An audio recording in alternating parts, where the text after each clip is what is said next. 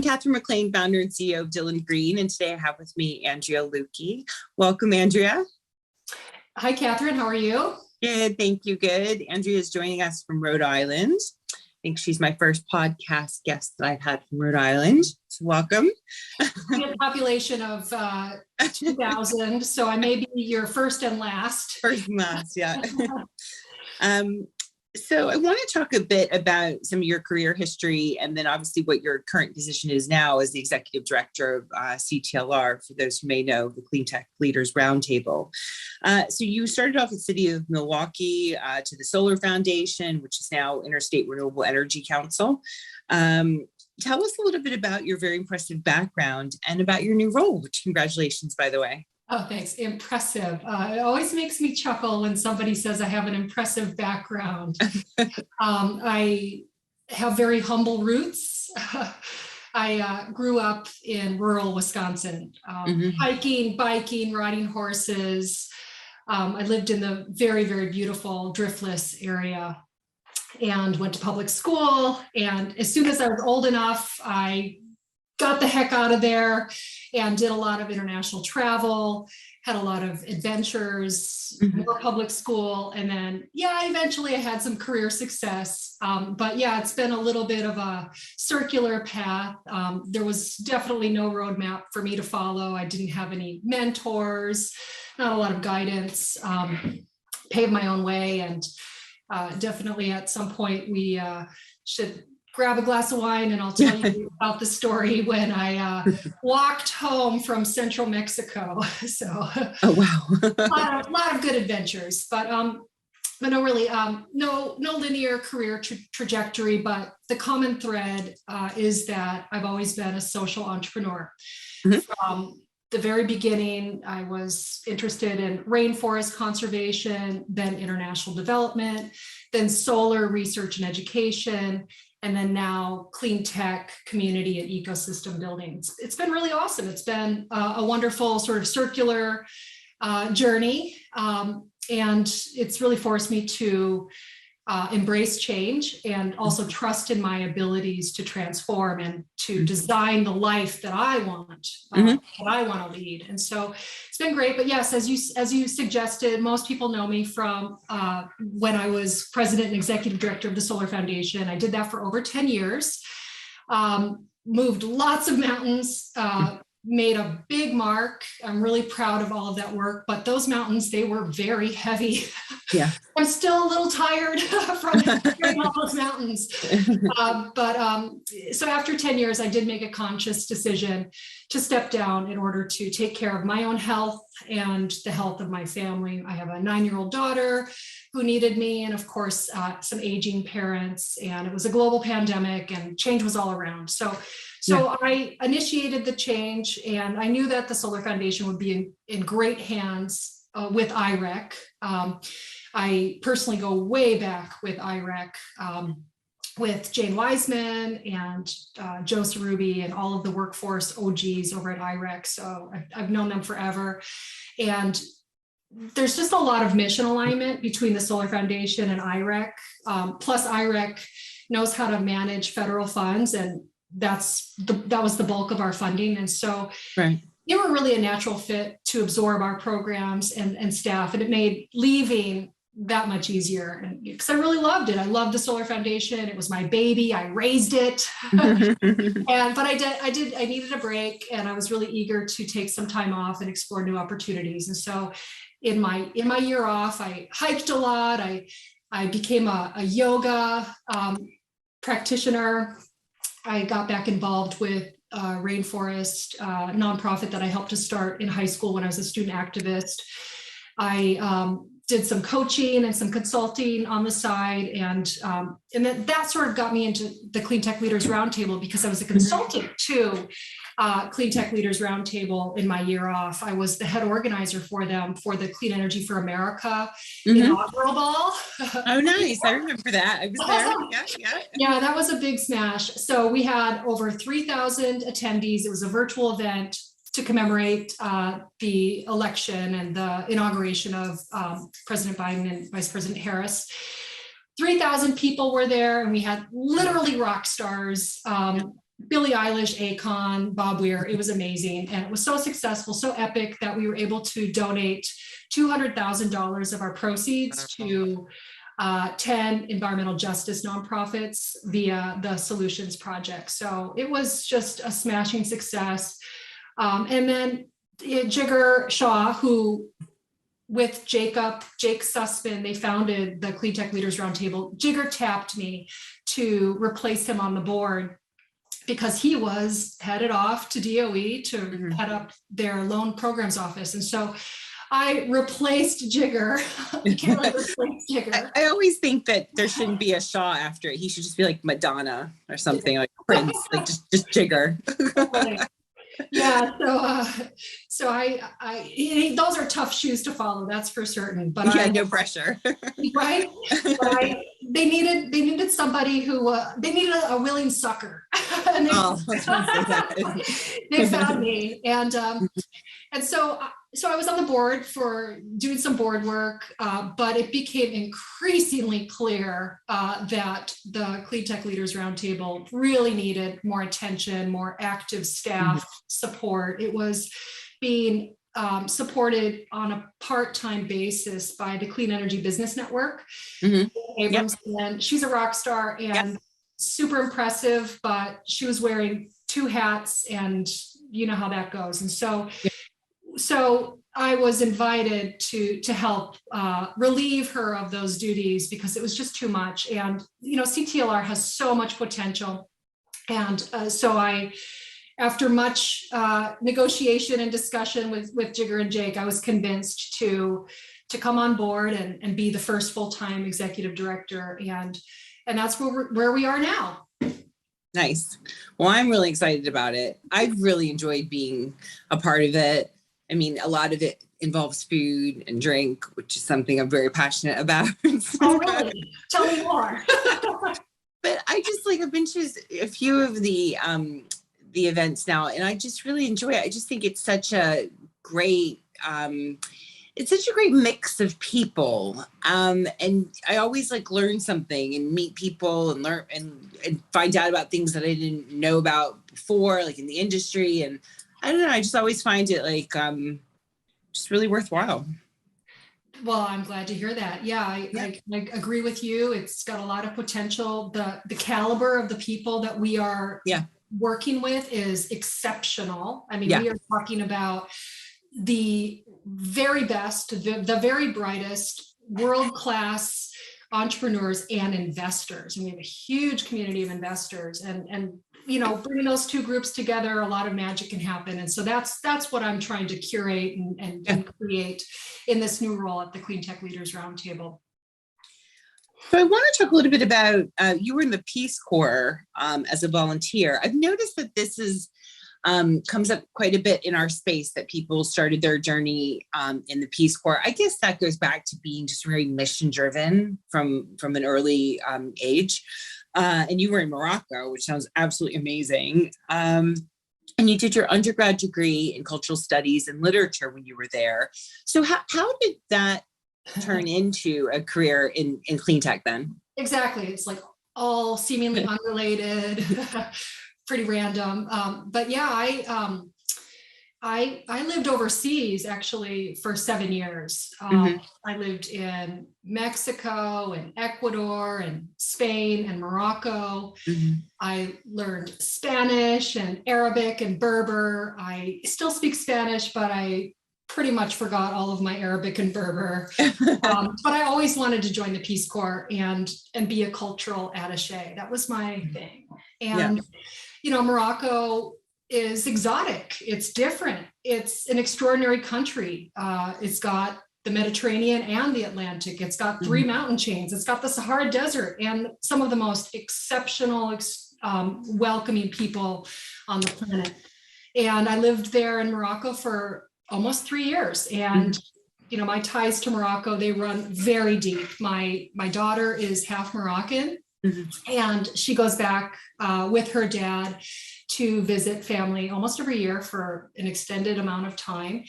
And aside from that, Morocco is really where I discovered I say discovered Mhm. solar. And there was a group, and it's fairly defunct now, struggling, but in the early tens, or in the, I don't even know how to say it, in the late O's, Yeah.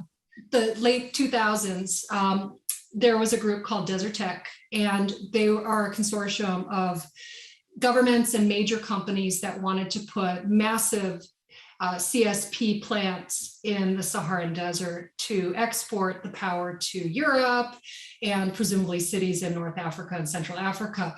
And I just thought that was the coolest thing in the world. And at that point, and this was back in 2005 or something, I heard the statistic that, 1 hour of solar power is all we need for all of the Earth's power needs for an entire year. And that just blew my mind. And I couldn't get over that. Of course, I'm just a sun worshiper like everybody else. The sun is fantastic, and I just couldn't get over the potential.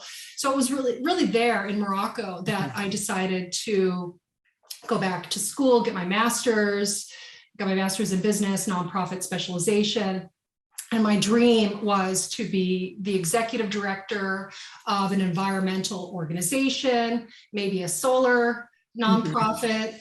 And I chose to attend grad school in Milwaukee because it was free and I'm cheap. I received a fellowship which covered all of my costs. And I also, through this fellowship, I was paid to work at the city of Milwaukee running their solar energy program, Milwaukee Shines. So I was like, check, this is great. And, perfect alignment. And then of course, when my grad program was over, so was my contract with the city. Mm-hmm. And so I was really at that time ready to be recruited. And I was instantly recruited by the Solar Foundation. And I worked my dream job for 10 years. And it was a great, very synergistic time in my life. Mm-hmm. That's great. I love that. I mean, it was sort of your like aha moment, wasn't it? Yeah. Like, this is it. This is what I want to do. Yeah. I also feel like it's good sometimes to like let your travels take you different places and keep an open mind to what you want to be when you grow up. If you like, I always say like, life is what happens when you're making plans for it, like just keep an open mind, like, cause the journey is happening all around you all the time. I think some people get so focused on like their plan. So, good to travel, good to see the world. It's so important. That's where it's at. So important. So you were talking about previously running City of Milwaukee Solar Energy Program, Milwaukee Shines, which was funded through the U.S. Department of Energy Solar America Cities Initiative. You also, when you were there, put together one of the nation's first PACE programs. How did your work there sort of later influence your work at the Solar Foundation, such as like the Sol Smart program, for example? Yeah, it was really a very smooth transition. The city of Milwaukee was one of 25 Solar America cities. DOE had this big program. Mm-hmm. They awarded 25 cities, and those 25 cities received a lot of special attention from the labs like NREL and Sandia. We received, me and all the other leaders of the 24 other cities, we received all of this attention, like technical assistance, help doing all these site assessment reports, and we did a manufacturing study in Milwaukee. We had a lot of policy support. And it was amazing. I was very fortunate. I greatly benefited from that. The city of Milwaukee greatly benefited from that.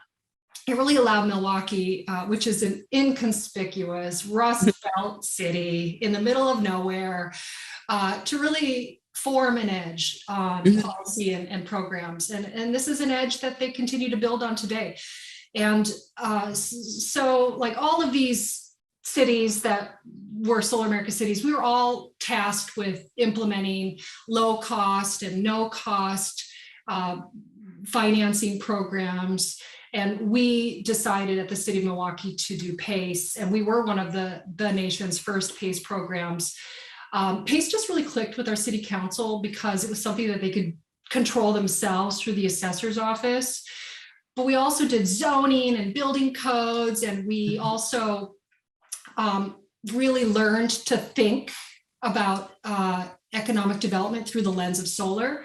Right. And all of that is what I sort of took back with me to this, or took with me to the Solar Foundation. And when that funding opportunity from the Department of Energy hit for SolSmart, I was like first in line to apply.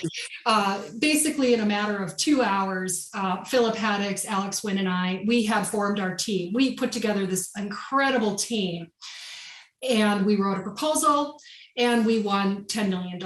And wow. That was a lot of money.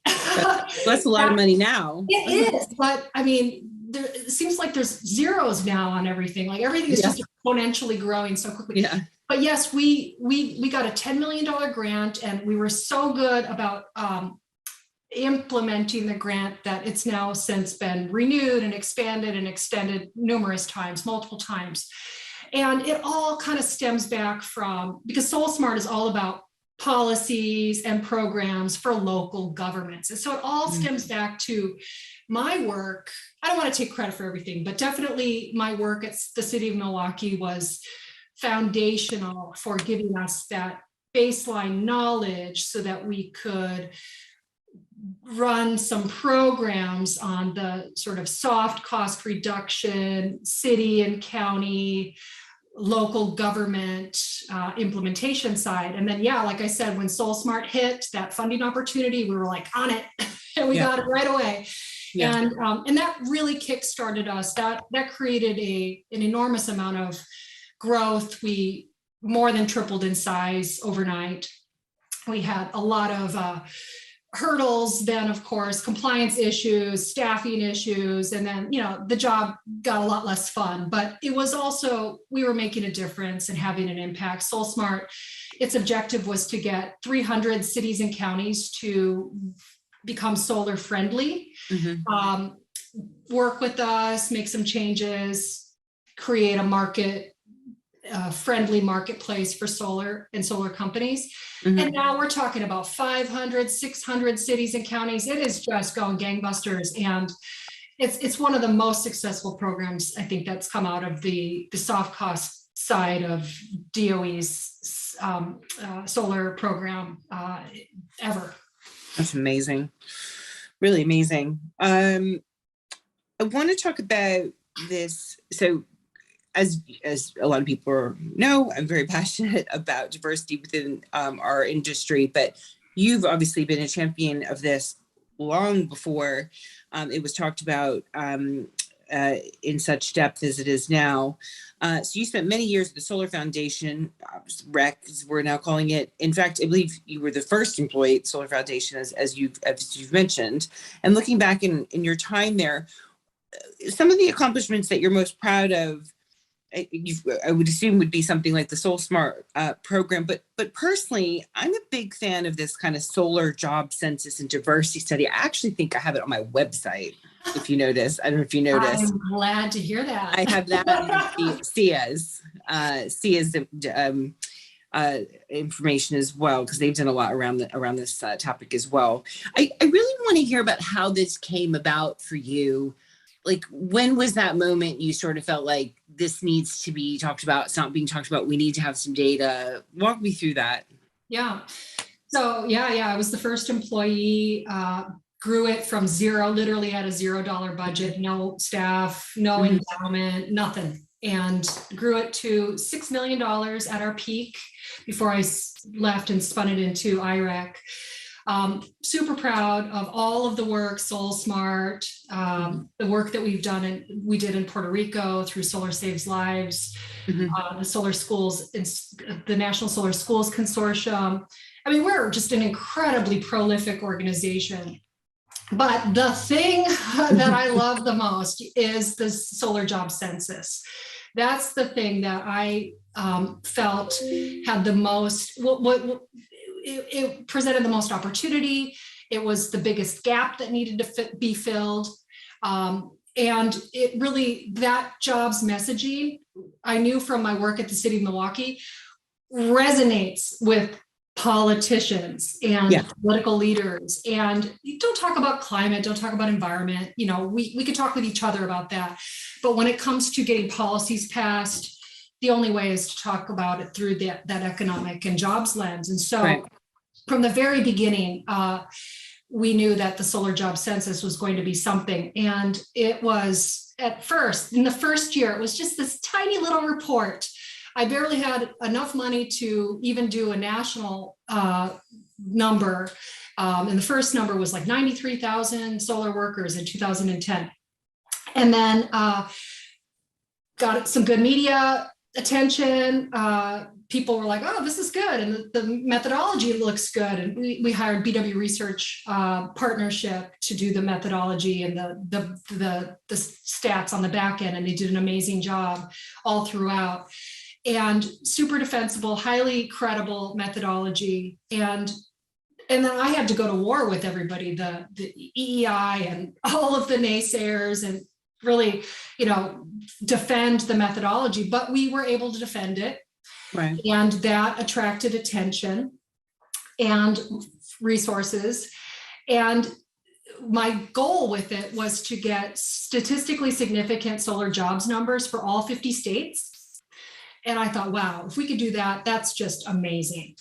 We not only did that, we actually were able to get statistically significant for all districts, federal and congressional districts in all 50 states. So we had tens of thousands of statistically significant data numbers that were just incredibly useful and were used in nearly every policy proceeding, legislative briefing and hearing, and used by SEIA, used by Vote Solar and everybody.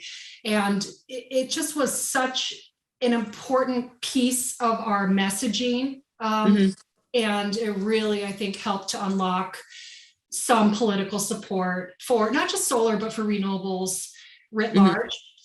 And certainly it inspired the Department of Energy's USEER report series, which tracks jobs across the energy sector. And yeah, so it was great. I was so proud of that work. That is where we first started tracking the number of women, people of color, veterans, union labor in the solar industry.